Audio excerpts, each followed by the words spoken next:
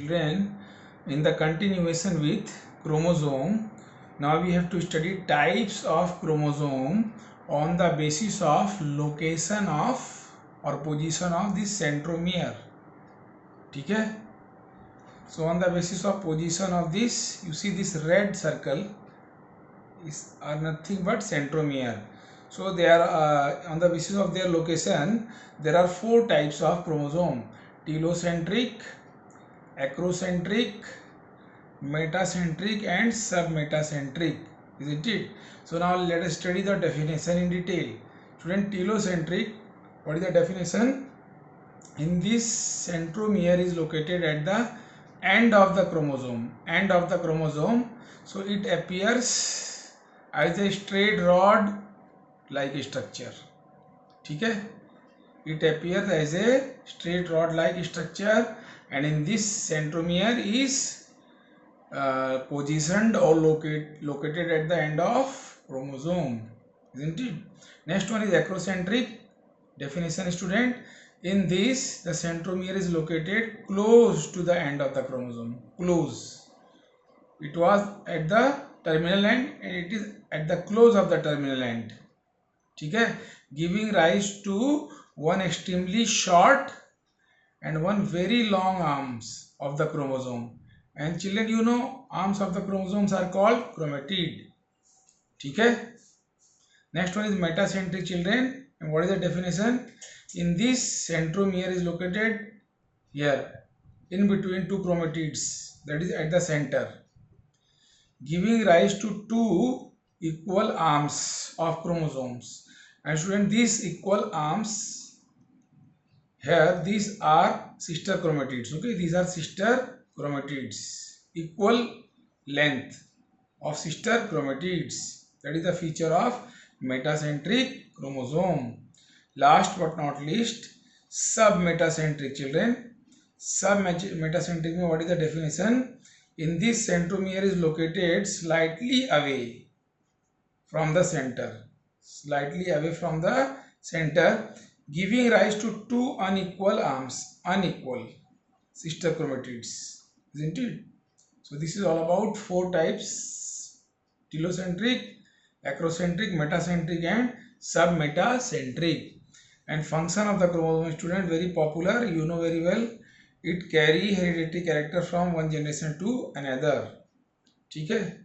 So this is all about the type of chromosome on the basis of location of centromere. Children, now coming on the next cell organelle, that is mitochondria, ultrastructure of mitochondria. Student, it was discovered by Sir Colliker.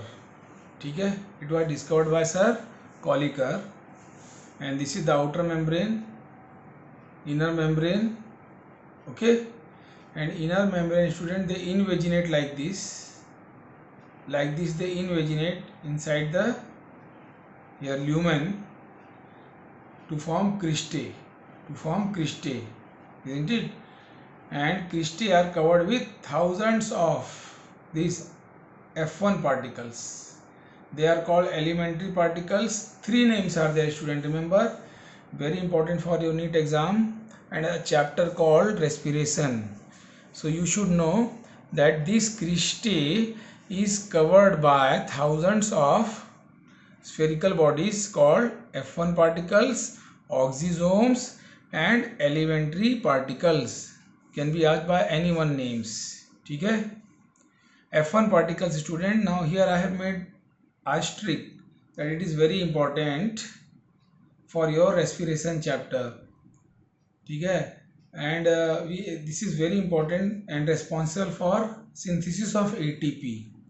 So one question is asked in your NEET examination from there, that we will study in another chapter, but let us at least you should know that F1 particles structure is made up of head, stalk and base.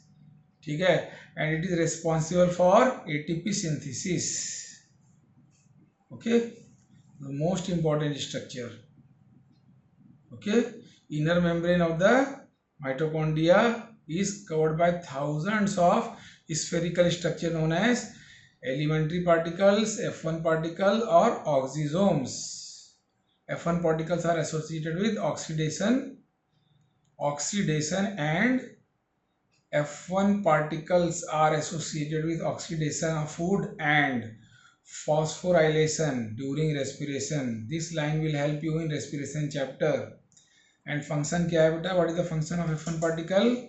F1 particles are responsible for ATP synthesis. Now children, on this cell organelle, two very common give reasons are asked, that why mitochondria is called powerhouse of the cell. In basic class you have studied, it is because it has ability to synthesize energy rich compound ATP through this F1 particle, है ना, and which is used by the cells to carry out various metabolic activities of the cell. So it is called powerhouse of the cell. ठीक है? It is because it has ability to synthesize energy rich compound ATP and is used by cells to carry out various metabolic activities of the cell, because ATP is the energy currency of the cell. So obviously this is called powerhouse of the cell. And one more common give reason is asked children, that mitochondria are called semi-autonomous body, ठीक है, as well as chloroplast also. It is because it has ability to synthesize protein and replicate due to presence of its own DNA and ribosomes. ठीक है? If DNA is there, then RNA will be produced. ठीक है? And then if ribosomes are there, protein will be synthesized, and so protein will develop new mitochondria. So it is called semi-autonomous organelle because it has ability to synthesize protein and replicate due to presence of its own DNA and ribosomes. So this is all about, student, your structure of mitochondria discovered by Sir Kolliker. And this structure, remember student, this structure is very important, F1 particles or oxysome. Thank you.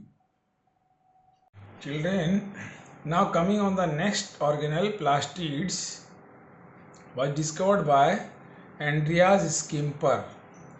So according to Andreas Skimper, student, there are three types of plastid: chloroplast, leucoplast and chromoplast. Chloroplast, as you know, green in color due to presence of chlorophyll. Leucoplasts are colorless, student, due to absence of chlorophyll in the grana. And student, chromoplast is colored. Okay. Now what is the function? Let us see the function of all these three. Chloroplast, student, it prepares glucose by performing photosynthesis, very common and very popular function. Then leucoplast stores starch. Okay. Chromoplast is colored, so it imparts, it is having colored pigment, so it imparts color to flowers and fruits. Okay. Now if we study the structure of chloroplast in detail, it consists of two membranes, outer membrane, inner membrane. Okay. And inside inner membrane, here stroma or matrix is here. Okay, that is the site for dark phase. And this coin-like structure, student, piled over each other, this coin-like structure piled over each other are called this thylakoid. Okay, student, thylakoid is lined with chlorophyll, which has ability to absorb sunlight in the form of photon. Okay, this is thylakoid. When we see thylakoid, one group of the thylakoid is called, student, granum, and many are grana, isn't it? So what is the role of thylakoid? Thylakoid or thylakoidal lamella is lined with chlorophyll, and that has ability to absorb sunlight in the form of photon. See these lights, they are getting on the thylakoid and it is absorbed in the form of photon, isn't it? So inner membrane of thylakoid or lamellar membrane is lined by chlorophyll pigment, and this chlorophyll pigment, student, they contain several spherical structures called quantasomes. Okay, several spherical structure called quantasome. Okay, and one important thing, children, this chloroplast, like mitochondria, is also semi-autonomous organelle due to presence of its own DNA. So it has power of self-replication. So it is semi-autonomous organelle. Thank you. Good morning, children. Now we are studying, students, structure of endoplasmic reticulum, and it is also called cytoplasmic reticulum. Okay, endoplasmic reticulum and cytoplasmic reticulum. Student, reticulum is network, like you have heard about reticulate venation, vein forming network. So reticula means, student, network, isn't it? So this structure forms network in the cytoplasm. I will explain you in detail, but let me tell you who discovered it. It was discovered by Sir Porter. Okay. Now student, these bodies, it forms a continuous network extending from the nuclear membrane, okay, and ending to the cell membrane. Here cell membrane is there and this is nuclear membrane. I repeat, it forms a continuous network extending from nuclear membrane to the cell membrane. Okay. Now there are two types of endoplasmic reticulum. Here this is RER, rough endoplasmic reticulum, and SER, smooth endoplasmic reticulum. And student, these are cisternae. Okay, these are cisternae. Now I will explain you in detail difference between RER and SER. Okay, student, RER stands for rough endoplasmic reticulum. It is called so because membrane is covered by ribosomes, giving them rough appearance. So it is called rough endoplasmic reticulum. And on other hand, students, some cells have SER, smooth endoplasmic reticulum. It is so called because this membrane, cisternae, do not bear ribosomes, so giving them smooth appearance. Okay. And the second feature, student, this RER is the characteristic feature of the cell in which protein is synthesized, because ribosomes are there, so protein is synthesized. So this RER, rough endoplasmic reticulum, is characteristic feature of that cell in which protein is synthesized, because it has ribosomes. That is the site of protein synthesis. Okay. And just opposite and parallel, this SER, it is the characteristic feature of that cell in which non-protein product like glyco and phospholipid are synthesized, because here ribosomes are not there, so glyco and phospholipid is synthesized. Okay, in that cells where SER is observed in detail. And function, student, very interesting function, like it is a skeletal of the cell, so it provides mechanical support and framework to the cell. Okay, this is the first function. It looks like the skeleton, like in our body, bones form the skeletal system, and that provides the framework to the body. Similarly, these provide mechanical support and framework to the cell. And last function, very important, it helps in the exchange of material between nucleus and cytoplasm. ठीक है, or between nucleus of one cell to the with the other cell. So student, this is all about your endoplasmic reticulum, and there are other functions also student. They get pinched off to form Golgi bodies. ठीक है, that we will study in the next topic. Now coming on the next organelle student, that is Golgi complex, also called Golgi body, Golgi apparatus. But student, remember that the same apparatus in plant cells are called dictyosomes, are also called dictyosomes in plant cell, and it was discovered by Sir Camillo Golgi, and after him, to honor his name, it was named as, this apparatus was named as Golgi apparatus or Golgi complex. Now let us see the structure in detail. You see student, these stalks piled over each other are called cisternae. This stack like structure, these piled over each other are called cisternae, and student, this cisternae exhibits polarity.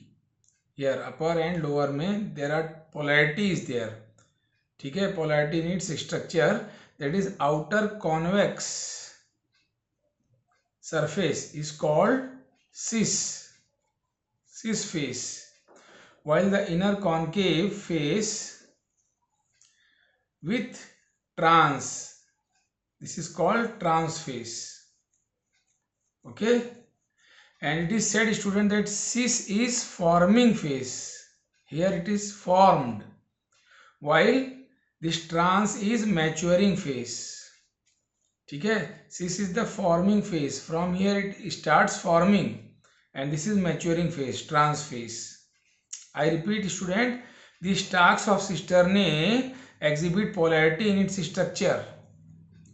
Upper one with convex surface, this convexity is there, is called cis, while the inner concave surface here is called trans, and cis is forming phase and trans is maturing phase. Now the importance, that is for what it is important. Secretory vesicles are pinched off from tips of cisternae. These are the secretory vesicles. These are pinched off from the tip of the cisternae. They break up, they divide. ठीक है, these are what? Secretory vesicles are pinched off from the tips of cisternae and appear as dense secretory granules in cytoplasm. Remember student, this is also called zymogen. At NEET exam you have to study zymogen in detail. ठीक है, so what are zymogen? Secretory vesicles are pinched off from the tips of cisternae and appears as dense secretory granules in the cytoplasm. These are called zymogen. And what is the function? It play important role in extra and intracellular secretions. Then primary lysosomes are formed from this pinch structure of Golgi complex. And student, last but not least function, it play important role in formation of acrosome. Okay, thank you.